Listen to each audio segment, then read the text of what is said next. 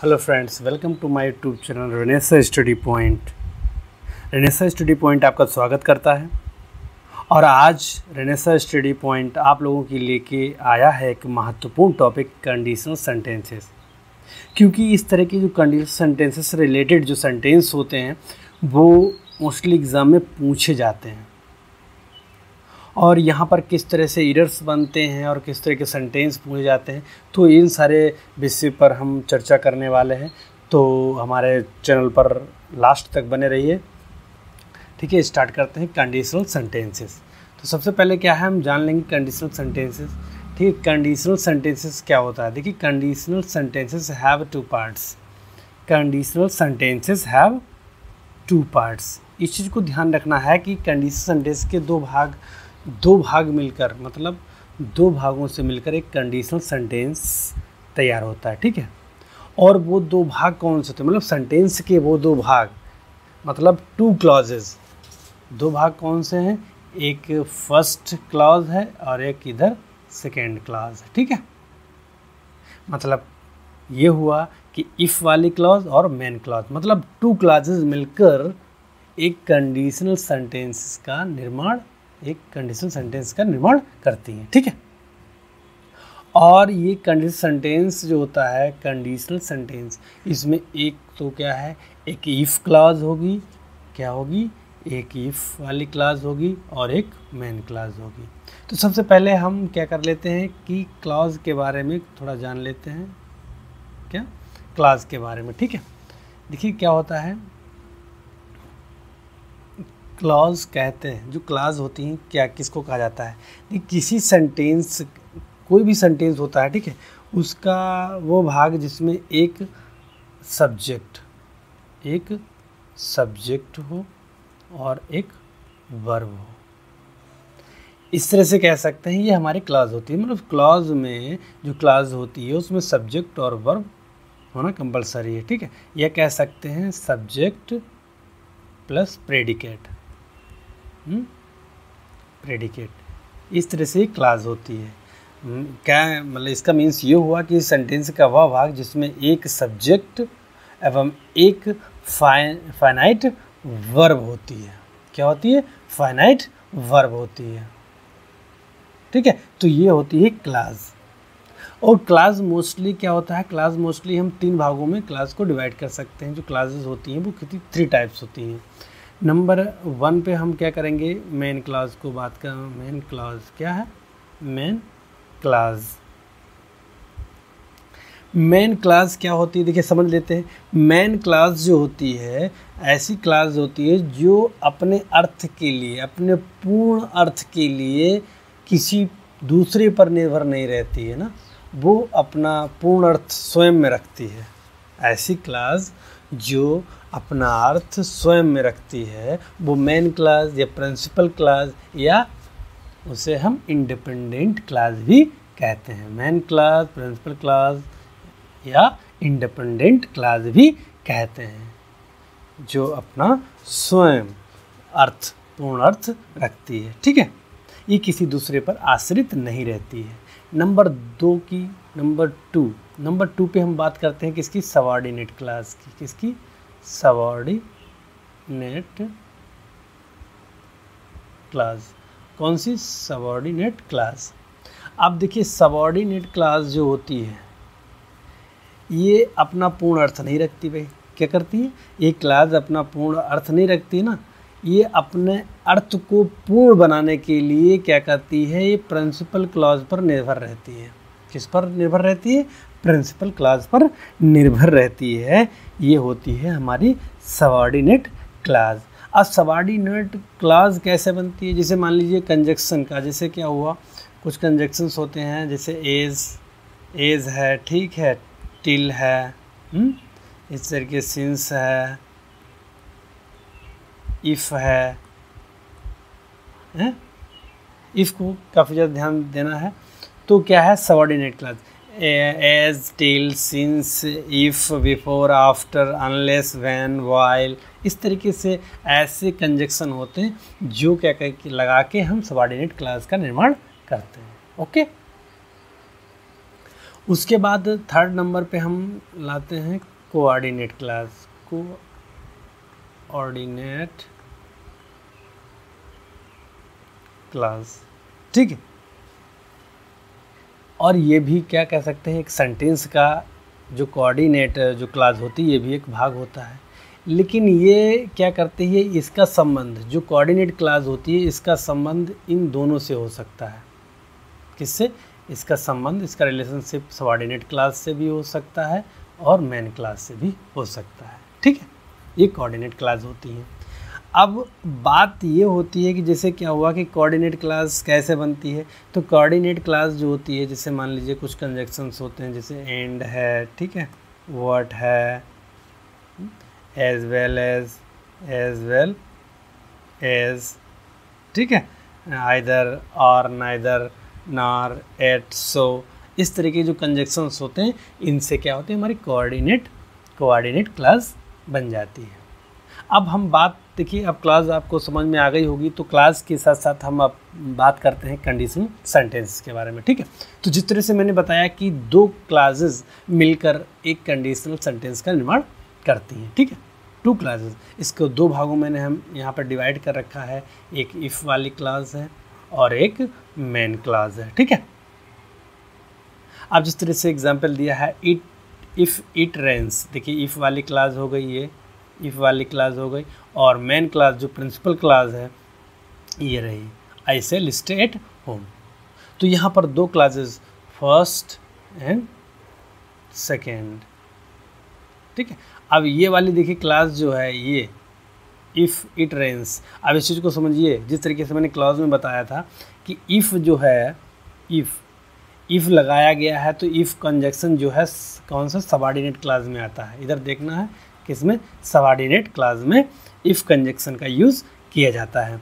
तो अब ये कंफर्म हमें हो गया है कि इफ़ इट रेन्स ये सबऑर्डिनेट क्लास है और ये प्रिंसिपल क्लास है, आई शैल स्टे एट होम।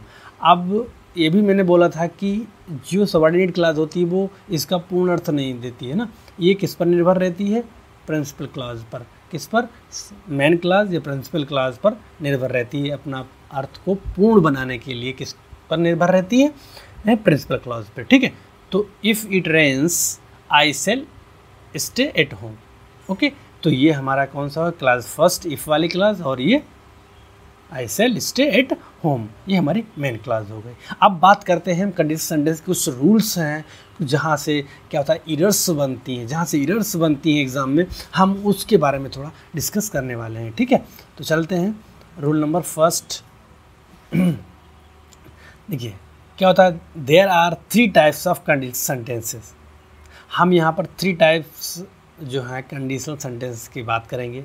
आप सबसे पहले हम बात करते हैं type first, probable condition. Probable condition जिस संभावना की कंडीशन होती है, तो हमें क्या करना है, ये चीज़ को, इस फॉर्मेट को ध्यान से देखना है, और यहीं से हम सारी की सारी समस्याएं हैं जो प्रॉब्लम्स आती हैं कंडीशनल सेंटेंसेस की, वो क्लियर करने वाले हैं, ठीक है। देखिए क्या होता है कि जिस तरह से मैंने बोला है कि यहाँ पर जो कंडीशनल सेंटेंसेस होंगे वो 2 क्लासेस से मिलकर बनेंगे, ठीक है। तो मैंने क्या किया, एक इफ़ क्लास और प्लस दूसरी मेन क्लास है, ठीक है। अब देखिए यहाँ पर ये इसका रूल क्या कहता है कि इफ़ वाली क्लास जो है यदि सिंपल प्रेजेंट टेंस में है, किसमें है, सिंपल प्रेजेंट टेंस में है, इफ़ वाली क्लास हमारी कैसी है, सिंपल प्रेजेंट टेंस में है, तो हमारा जो सेंटेंस का जो मेन क्लास होगी, जो प्रिंसिपल क्लास होगी, वो हमारी सिंपल फ्यूचर टेंस में होगी, ओके। इस चीज़ को ध्यान रखना, मैं रिपीट करता हूँ, सिंपल प्रेजेंट टेंस में इफ़ वाली क्लास कौन सी, ये वाली क्लास, जो इफ़ वाली क्लास है वो किस में है, सिंपल प्रेजेंट टेंस में है, तो मेन क्लास हमारी किस में होनी चाहिए, सिंपल फ्यूचर टेंस में। देखिए एग्जाम्पल के थ्रू हम समझते हैं चीज़ को। एग्जाम्पल फर्स्ट में क्या है, if he goes to Noida. अब देखिए इफ़ वाली क्लास आ गई है, ये इफ़ वाली क्लास गोज़ मतलब सिंपल प्रेजेंट में है, ये भाई किस में हो गया, टू नोएडा। ये हमारा कंफर्म हो गया कि ये हमारी जो क्लास है इफ़ वाली क्लास किस में है, सिंपल प्रेजेंट में है। अब हमारी जो मेन क्लास आ रही है कौन सी, ये ही मेट हिज सिस्टर। ये किस में होनी चाहिए, सिंपल फ्यूचर टेंस में होनी चाहिए। अब देखिए ही मेट हिज सिस्टर, यहाँ पर एरर्स बन रहा है। देखिए ही मेट, ये जो है मेट इन्होंने पास्ट में है, सिंपल पास्ट में बना दिया है ना, तो यहाँ पर क्या होना चाहिए, ही विल और वर्ब की फर्स्ट फॉर्म मीट, है ना, तो ये सिंपल फ्यूचर हो जाएगा। तो किस तरह से हमारा करेक्ट सेंटेंस क्या होगा, if he goes to Noida he will meet his sister. If he goes to Noida he will meet his sister. इस तरीके से ये हमारा कैसा हो गया, करेक्ट सेंटेंस हो गया। लेकिन बात यहीं तक नहीं है। क्या होता है, कभी कभी एरर्स जो होती है वो हमारे इफ़ वाली क्लास में ना होकर हमारी जो मेन क्लास होती है, जो प्रिंसिपल क्लास होती है, उसमें दे देते हैं। ठीक है, और कभी कभी क्या होता है कि जो एरर्स हैं, ठीक है, वो हमारी इफ़ वाली ही क्लास में दे देंगे, प्रिंसिपल क्लास। और तब हमें क्या करना है, तब हमें प्रिंसिपल क्लास जो होती है, जो मेन क्लास होती है, उससे उसको क्लियर करना होगा। ठीक है, जैसे सेकेंड सेंटेंस को देख लेते हैं। देखिए क्या होता है कि इनको दोनों को जब हम मिक्स करेंगे ना, सेंटेंस को जब एक दूसरे के सामने रखेंगे तो सारी क्लियरिटी जो होगी सामने आ जाती है। ठीक है, अब जैसे क्या है कि जैसे मैंने यहाँ पर चेक कर लिया, भाई हमारी इफ़ वाली क्लास गोज़ टू है ना, सिंपल प्रेजेंट में है, तो हमारी जो मेन क्लास होगी वो सिंपल फ्यूचर में होनी चाहिए। ये हमारा जो रूल है वो क्लियर है, बस माइंड में बस गया ना, तो हमें ये सारी चीज़ें ध्यान देनी है। तो मैंने जैसे ही इफ़ देखा तो मेरे दिमाग में एक आ गया है कि इफ़ वाली क्लास है भाई, first you will come into my garden. ठीक है, अब यहाँ पर क्या है, ये सिंपल फ्यूचर है। क्या है, सिंपल फ्यूचर है। My dog will bite you, my dog will bite you. अब देखिए बात इस चीज़ को ध्यान देना है कि जब ये विल का लगाया है ना, तो ये गलत हो गया पूरी तरीके से, क्योंकि यहाँ पर अब देखिए यहाँ पर एरर्स बनाई है, किसमें, इफ़ वाली क्लास में इन्होंने एरर्स को शो किया है। अब माई डॉग विल हम यहाँ से क्लियर करेंगे, कौन सी, मेन क्लास से क्लियर करेंगे। भाई मेन क्लास में विल बाइट यू मतलब सिंपल फ्यूचर है। क्या है, सिंपल फ्यूचर सेंटेंस है हमारा। और जब सिंपल फ्यूचर हमारी मेन क्लास होगी तो हमारी जो इफ़ वाली क्लास कौन सी होगी, सिंपल प्रेजेंट होगी। तो यहाँ पर ये है, एरर आ रहा है, तो क्या होगा, यहाँ पर होगा प्रेजेंट में बनाना होगा, तो यू के साथ ये विल हटा दोगे, क्रॉस करो इसे, और इसके साथ क्या होगा, वर्ब लाओ come into my garden, my dog will bite you.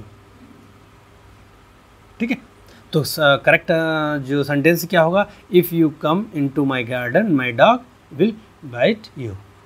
ये हमारा करेक्ट सेंटेंस होगा। ये था टाइप फर्स्ट, जिसमें प्रोबेबल कंडीशन को शो किया गया था, और इसमें क्या, सिंपल प्रेजेंट टेंस को सिंपल फ्यूचर टेंस में चेंज करना होता है। ठीक है, चलते हैं टाइप सेकेंड की तरफ।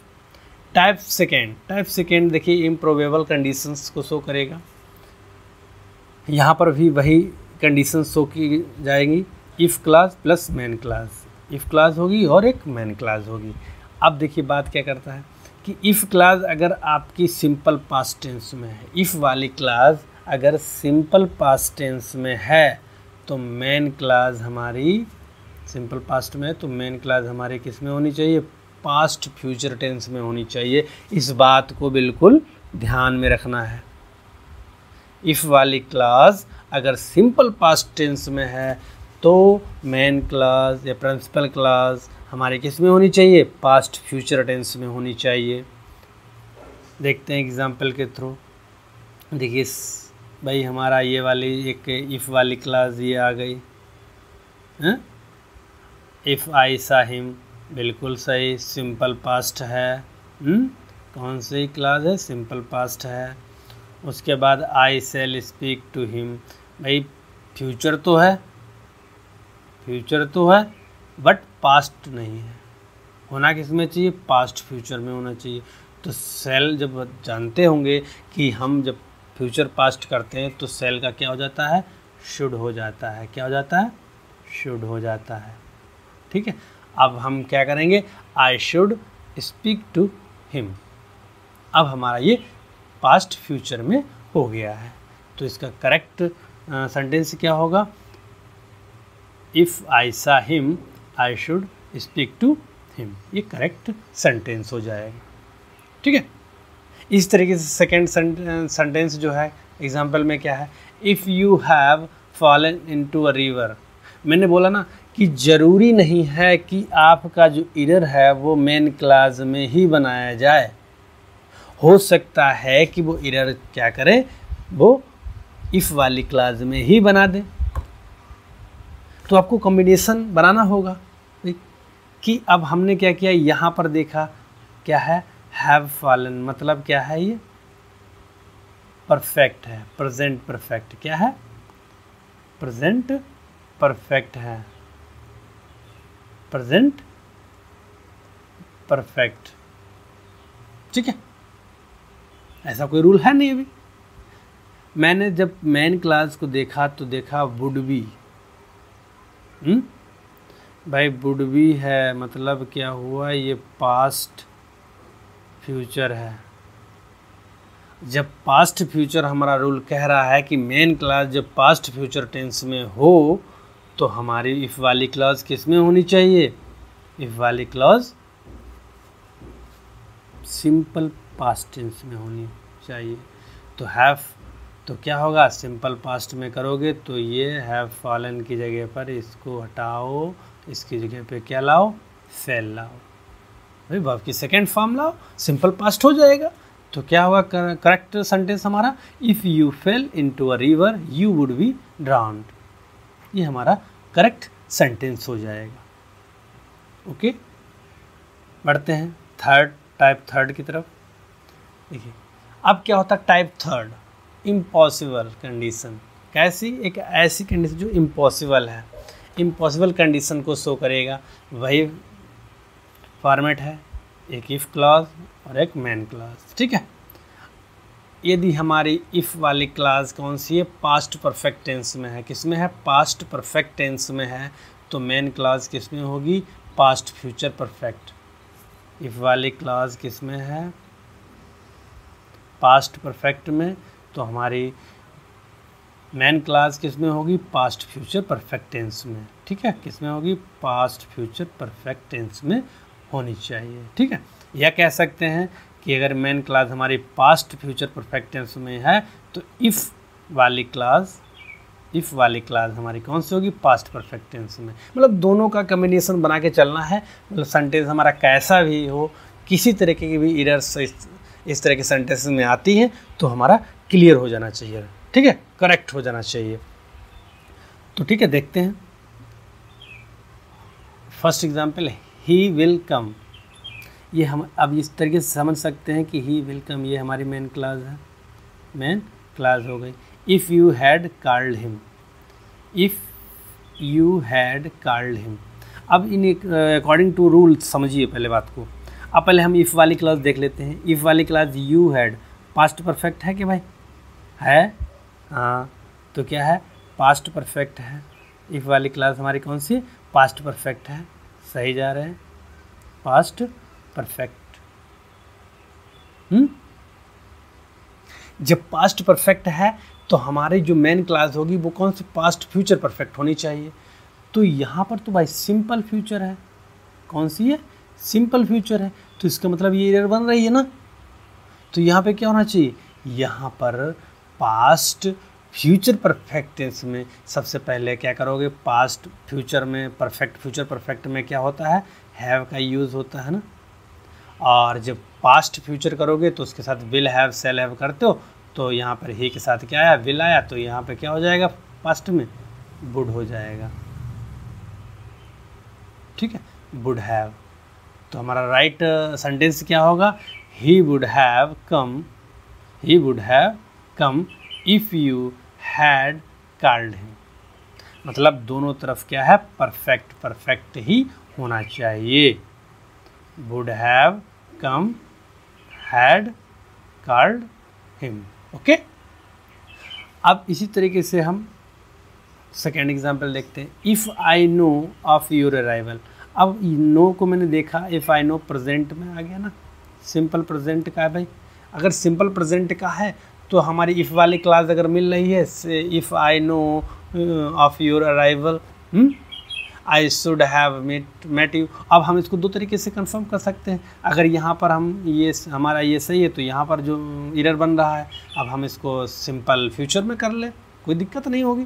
क्या कर लें? सिंपल फ्यूचर में कर लें। यहाँ पे क्या होगा भाई, सिंपल प्रेजेंट का अगर इफ़ वाली क्लास अभी जस्ट फर्स्ट रूल पढ़ा था, फर्स्ट टाइप पढ़ा था कि अगर हमारी इफ़ वाली क्लास सिंपल प्रेजेंट में है तो मेन क्लास किस में होगी? सिंपल फ्यूचर में होगी। ये तो रूल पढ़ा था, तो सिंपल फ्यूचर में होगी तो यहाँ पर आई के साथ क्या हो जाएगा? आई सेल हो जाएगा।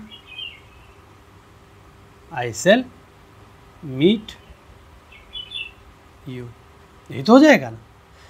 अगर इस तरीके की एरर्स क्लियर कर सकते हो, या तो फिर क्या है, हम यहाँ से देख सकते हैं हमारे, क्योंकि टाइप 3 में हम बात कर रहे हैं तो टाइप 3 में हमें क्या देखना है? परफेक्ट को देखना है। तो लेकिन ये इस तरीके से मतलब जो टाइप फर्स्ट और टाइप 3 का इस तरीके के सेंटेंस जो होंगे वहाँ पर आपको वन एरर ही शो की जाएगी, ना कि कई तरह के एरर्स बताएं। तो यहाँ पर हमें देखना है आई शुड हैव। अब यहाँ पर एरर्स हमने क्या किया, इफ़ वाली क्लास में एरर देखने को मिल रहा है ना, तो हम इस तरह से बना भी सकते हैं। आई शुड हैव मेट, मतलब हैव मेट हो गया ना। तो ये क्या है, हमारी जो मेन क्लास है वो किस में बनी है? पास्ट फ्यूचर में बनी है। किस में? पास्ट फ्यूचर परफेक्ट टेंस में है।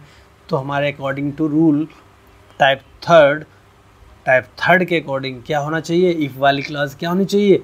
पास्ट परफेक्ट में होनी चाहिए।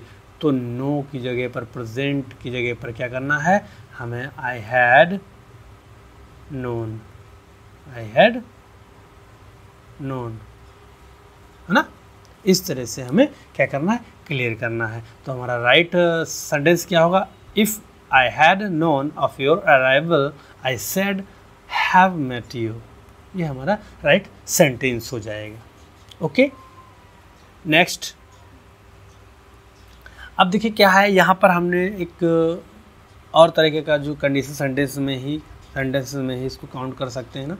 तो ये सपोजिशनल सेंटेंसेस, ऐसे सेंटेंसेस होते हैं जिसमें क्या सपोज किया जाता है कि ऐसा होता तो ऐसा होता, ऐसे होते तो ऐसे होते, है ना। इस तरह की सपोज की जाती है, मान लिया जाता है भाई मैं ये होता तो मैं ये करता, है ना। इस तरीके के सेंटेंसेस होते हैं। तो हमेशा ध्यान रखना, अगर इस तरीके के सेंस में अगर आपके सामने सेंटेंस आ जाए तो करना क्या होता है। देखिए इसमें क्या होता है कि इसमें कुछ वर्ड्स होते हैं, कुछ वर्ड्स हैं जैसे इफ़ है, एज इफ़ है, एज दो है, इफ़ ओनली है, आई विश है, वी विश है। मतलब यहाँ पर ऐसे भी कह सकते हैं ही विश भी हो सकता है। क्या हो सकता है? ही विश भी हो सकता है, शी विश भी हो सकता है। ठीक है, ठीक है। सपोजिशनल सेंटेंस ये लगे होंगे। ठीक है, अगर ये लगे हैं तो भैया ध्यान रखना, आप हमेशा प्लूरल वर्ब का यूज़ करेंगे। कैसा भी सेंटेंस हो, कैसा भी नाउन हो, कैसा भी हमारा सब्जेक्ट हो, सब्जेक्ट चाहे सिंगुलर हो प्लूरल हो, कोई भी हो, ठीक है ना। नंबर की आवश्यकता है, ना सिंगुलर प्लूरल की आवश्यकता है, ठीक है, सब्जेक्ट की आवश्यकता है। जैसा भी हो बस प्लूरल वर्ब का यूज़ करो, और वो भी प्लूरल वर्ब कौन सी? पास्ट की, वर का यूज़ होगा। बस ध्यान रखना है किसका यूज़ होगा? वर का यूज़ होगा। जैसे सेंटेंस में हम एग्जांपल के थ्रू समझते हैं। फर्स्ट एग्जांपल में इफ़ ही, देखिए हमारा क्या है? सिंगुलर सब्जेक्ट भाई। अकॉर्डिंग मतलब क्या है, ग्रामर के आधार पर हम ये क्या समझ लेंगे, इसको सही समझ लेंगे ना। इफ़ ही, अब ही है, सिंगुलर सब्जेक्ट है, सिंगुलर सब्जेक्ट के साथ सिंगुलर वर्ब का यूज़ हो गया। गुड, बहुत अच्छा है, सही है हमारा। My boss he would suspend me, है ना। तो क्या है कि यहाँ पर ये आपको ध्यान देना है कि इफ़ का यूज़ किया गया है तो वॉज जो है सिंगुलर नहीं, यहाँ पर क्या आएगा? वॉज की जगह पर वर आएगा। अब देखिए वो कंडीशन सेंटेंस और इस कंडीशन, देखिए वो जो अभी मैंने कंडीशन सेंटेंस बताए हैं उसमें था इफ़ ही वर। यहाँ पर अगर वॉज वर का यूज़ किया गया ना, यहाँ पर वही कंडीशन आ गई। ये कौन सा? सिंपल फ्यूचर हो गया ना, ये सिंपल पास्ट हो गया।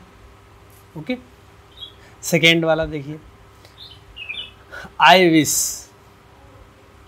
विश मंदाना। अब आई विश ये वाला यूज़ किया गया ना, आई विश मंदाना वॉज। अब मंदाना क्या नेमिंग वर्ड है भाई, क्या है नेमिंग वर्ड है, मतलब सिंगुलर है, सिंगुलर वर्ब का यूज़ किया गया है ना। सिर्फ सही है नहीं, ये एरर बन रहा है। तो यहाँ पर भी क्या होना चाहिए, वर का यूज़ होगा। तो क्या I wish Mandana were my wife. भाई सपोज कर रहा, मैं मेरी इच्छा है ना, मैं ऐसा सोचता हूँ। मैंने बोला ना, जब सपोजिशनल सेंटेंसेस क्या बताते हैं आपको, ऐसे सेंस में होंगे जो मैं ऐसा होता तो ऐसा करता, है ना, इस तरीके की कुछ इच्छाएं होती हैं, उनको शो करते हैं। तो ऐसी कंडीशन में हम क्या प्लूरल वर्ब मतलब वर का यूज़ करेंगे ऑलवेज, ठीक है। थर्ड एग्जांपल में समझ, mister Dev talks to me as if. देखिए एज इफ़ का यूज़ हुआ, किसका हुआ, इस वाले एज इफ़। उसके साथ सब्जेक्ट हमारा कैसा है, ही, सिंगुलर सब्जेक्ट है, उसके साथ बाज आ गया, सिंगुलर वर्ब आ गई, बस द प्रेसिडेंट ऑफ अमेरिका। अब इस तरह की कंडीशन में मैंने कहा तो सही है नहीं, फिर भी क्या करना है, वॉज को हटा के यहाँ पर क्या करना है, वर का यूज़ करना है, प्लूरल वर्ब का यूज़ करना है। इस तरह से ये सारी चीज़ें क्लियर होती हैं, ठीक है। इस तरह से कोई सेंटेंस अगर आपके सामने आ जाते हैं तो आप मैं आशा करता हूँ उसको क्लियर कर सकते हो। उनकी जो एरर्स, जो उनमें एरर्स बनेंगी, उनको भी आप आसानी से सॉल्व कर सकते हो। तो आज के इस सेशन में हमारा जो कंडीशनल सेंटेंस जो थे वो कवर हो गए हैं।